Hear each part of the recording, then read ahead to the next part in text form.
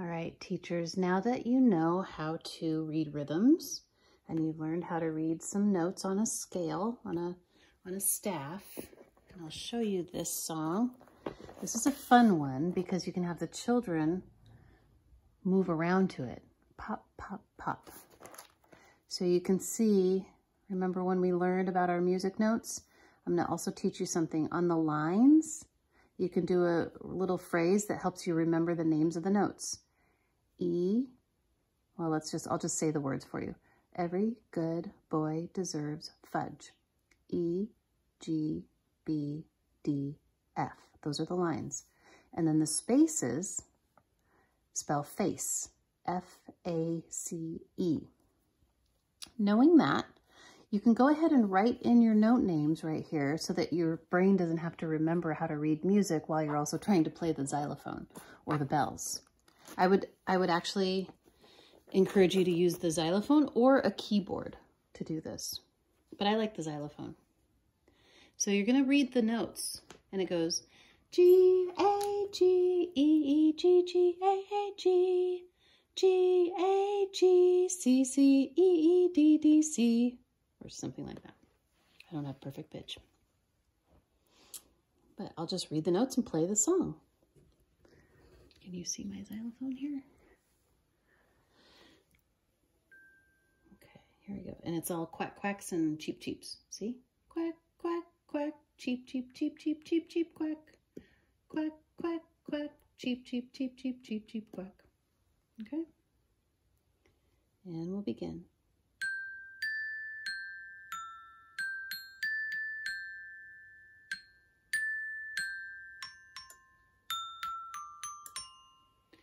Okay, so I played to there. This little dot thing here, you see these dots? Let me get it closer. See this solid bar line and then a thinner line and then two dots right there? That means do it again.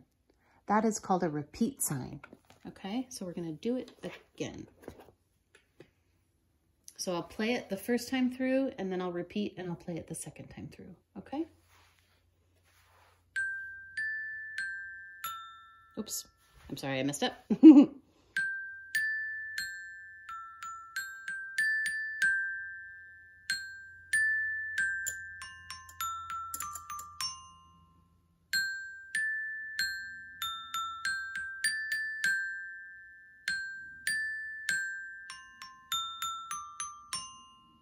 Okay, and then we go to the coda. It just means the ending.